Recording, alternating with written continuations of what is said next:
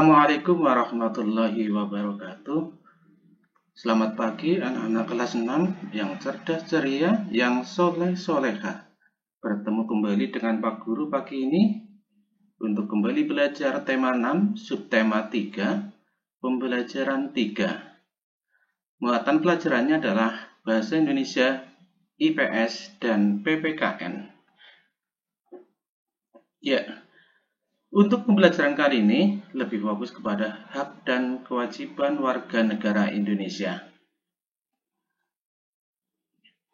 Interaksi manusia dengan alam. Perhatikan gambar berikut ini. Nelayan biasanya pergi secara berkelompok pada malam hari dan pulang keesokan paginya. Mengapa demikian?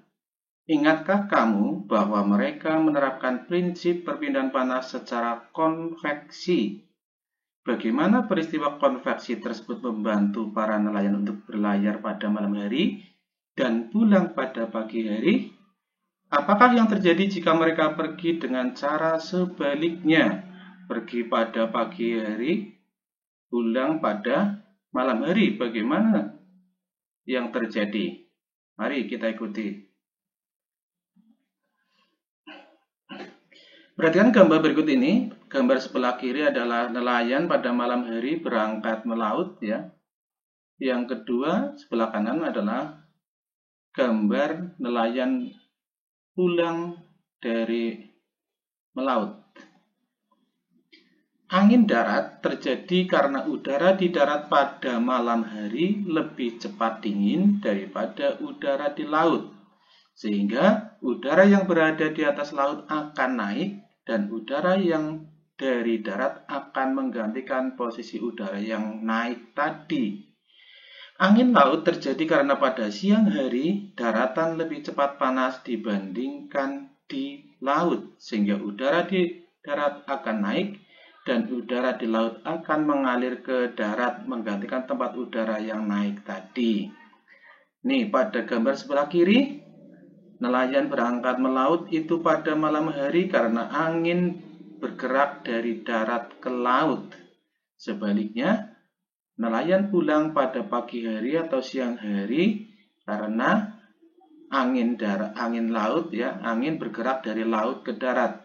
Zaman dahulu, ini perhatikan gambarnya, nelayan itu belum pakai mesin, pakai layar maksudnya, sehingga memanfaatkan angin darat dan angin laut. Ini layarnya. Ya, kalau mau pulang, anginnya ini mau berangkat, anginnya ini dari di laut naik, ini darat turun, terus dari darat bergerak ke arah laut ke sini sehingga mendorong layar. Demikian juga ketika mau pulang, ya, ini di darat udaranya naik, di laut turun, terus dari laut bergerak ke darat sehingga ini dapat mendorong perahu nelayan untuk bergerak ke arah darat. Baik, kita lanjutkan. Ya. Bacalah kehidupan nelayan pemburu paus. Desa Lamalera, Kecamatan Walandoni, Kabupaten Lembata, Nusa Tenggara Timur, merupakan salah satu desa nelayan tradisional yang menjadikan laut sebagai ladang kehidupan mereka. Laut adalah ibu yang memberikan kehidupan sejak zaman nenek moyang mereka. Dari hasil laut, masyarakat di desa ini telah berhasil mengirimkan anak-anak mereka untuk bersekolah, pada akhirnya bekerja. Ini peta Pulau Lembata, Provinsi Nusa Tenggara Timur. Ini di sini Pulau Lembata.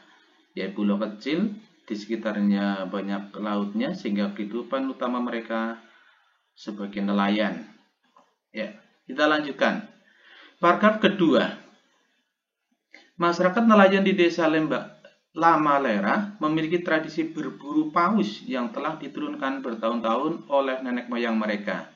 Tidak sembarang paus yang mereka buru, hanya paus yang sudah tua saja yang mereka buru. Jika mereka menemukan paus muda, masyarakat nelayan di desa ini akan mengembalikannya ke laut lepas. Mereka pun bersepakat secara adat bahwa dalam setahun tidak boleh lebih dari 15 paus yang mereka buru. Dengan demikian, mereka tetap menjaga agar paus tidak punah. Paragraf ketiga, untuk berburu paus, para nelayan melakukan pemantauan dari bibir pantai dan dari atas bukit. Ada beberapa orang yang senantiasa berada di bukit untuk memantau, sambil melakukan kegiatan lainnya seperti memperbaiki jala, menganyam atap perahu dari daun lontar, memasak, atau membaca buku. Jika mereka melihat paus, mereka akan berteriak "Baleo", yang berarti paus. Ya. Paragraf keempat, teriakan itu membuat para nelayan yang berada di bibir pantai segera bersiap melaut. Mereka akan mengirimkan sebuah perahu untuk mengamati jenis dan umur paus. Jika mereka melihat paus itu layak ditangkap, mereka akan memanggil perahu-perahu lain untuk mendekat.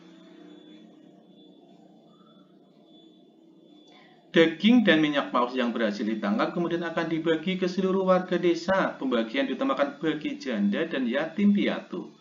Baru kemudian kepada para penangkap paus, pemilik perahu, lalu kepada masyarakat lainnya. Daging dan ikan paus ini dapat ditukar dengan jagung, umbi-umbian, buah-buahan, dan sayuran dari masyarakat pegunungan. Kegiatan barter ini dilakukan di Pasar Wulandoni sekitar 3 km dari La Malera. Ya. Berdasarkan paragraf di atas, ya, pikiran pokok yang kalian temukan adalah, ya, pada paragraf pertama, Desa La Malera merupakan salah satu desa nelayan tradisional yang menjadikan laut sebagai ladang kehidupan mereka. Paragraf kedua, masyarakat nelayan di Desa La Malera tetap menjaga agar paus tidak punah. Paragraf 4, paragraf ketiga, nelayan melakukan pemantauan dari bibir pantai dan dari atas bukit. Terakhir, daging dan minyak paus yang berhasil ditangkap dibagikan kepada seluruh warga desa. Ya. Demikian tadi, kalian sudah tahu ya pikiran pokok atau hal penting yang ada pada bacaan. Ya. Sekarang kita lanjutkan kepada Festival Manee, tradisi nelayan di Pantai Malo. Ya. Festival Manee merupakan tradisi adat untuk penangkapan ikan. Tradisi ini dilakukan oleh masyarakat Pantai Malo, Kokorotan, Sulawesi Utara. Ritual ini biasa disebut dengan ritual menangkap ikan dengan doa-doa dalam bahasa adat kuno.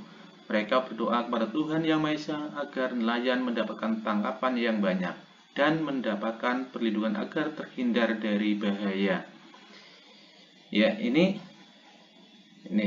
kehidupan sosial, ekonomi, dan sosial masyarakat nelayan. Ya, ini beralih ke kehidupan sosial ekonominya. Kalau tadi pada ide pokok, pikiran pokok, hal-hal penting pada bacaan.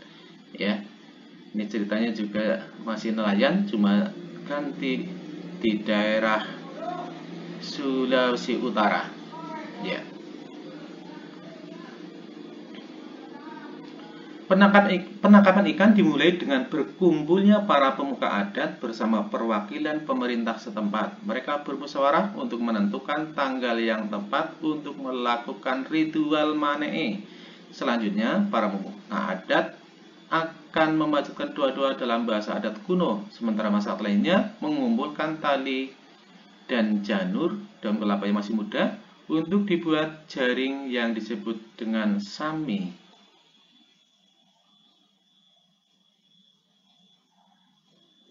Tibalah hari yang ditentukan untuk melaksanakan ritual manee. Para pemuka adat dan pemerintah setempat membawa sami ke Pantai Malo. Beramai-ramai mereka menariknya sepanjang mungkin ke arah laut hingga membentuk sebuah kolam. Ketika ikan-ikan telah banyak terperangkap ke dalam sami, masyarakat pun mulai menangkapnya. Hasil tangkapan ikan ini akan disantap bersama dalam pesta rakyat yang digelar saat itu. Ada hal yang menarik sepanjang ritual hingga pesta rakyat ini, yaitu masyarakat dilarang mengenakan pakaian berwarna merah sebagai pantangan. Ya, ini mirip di daerah kita ya. Ini di daerah kita peserta dilarang mengenakan pakaian berwarna hijau biasanya.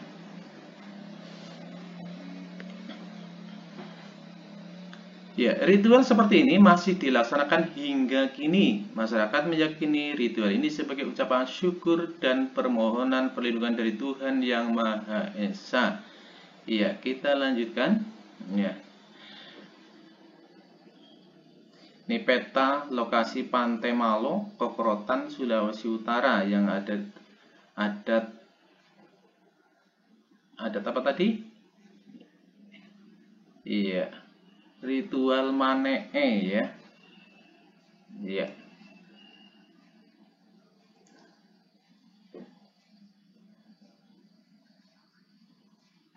Iya, dari bacaan tadi kita ketahui kehidupan sosial ekonomi masyarakat masyarakat Sulawesi adalah ya, dari pertanyaan 1, apakah tujuan dilaksanakannya festival Manee? Jawabannya agar nelayan mendapatkan tangkapan yang banyak dan mendapatkan perlindungan agar terhindar dari bahaya. Ini tujuan dilaksanakannya festival Manee. Kalau di daerah kita mungkin sedekah laut ya. Yang kedua, siapa saja yang berperan penting dalam upacara tersebut? Jawabannya adalah pemuka adat, beserta pemerintah dan masyarakat setempat. Lanjut pertanyaan ketiga.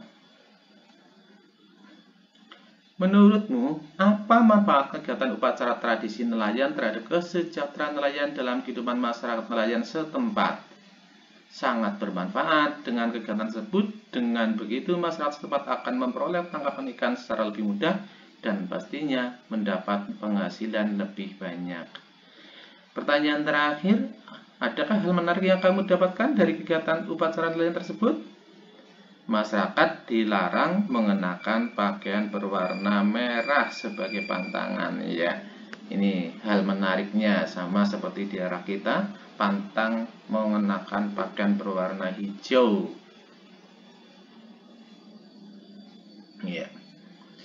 Kita ke pelajaran terakhir hari ini, yaitu PPKN, hak warga negara Indonesia sesuai dengan Undang-Undang Dasar 1945. Setiap warga negara memiliki kedudukan yang sama di mata hukum. Ini pasal 27 ayat 1. Yang kedua, setiap warga negara berhak atas pekerjaan dan penghidupan yang layak. Pasal 27 ayat 2. Setiap warga negara berhak dalam usaha pembelaan negara. Pasal 30 ayat 1. Setiap warga negara berhak untuk berserikat dan berkumpul dan mengeluarkan pendapatnya. Ini hak untuk bermusyawarah ya, pasal 28. Diingat, hak untuk bermusyawarah berpendapat itu pasal 28. Setiap warga negara bebas memilih, memeluk dan menjalankan agama dan kepercayaan. Ini bebas memilih agama di Indonesia ada 6 ya. Ini pasal 29 ayat 2. Yang keenam, setiap warga negara berhak memperoleh pendidikan dan pengajaran. Seperti kalian sekarang sedang menempuh pendidikan SD, itu dijamin hak kalian oleh negara yang tertuang pada UUD 45 pasal 31 ayat 1.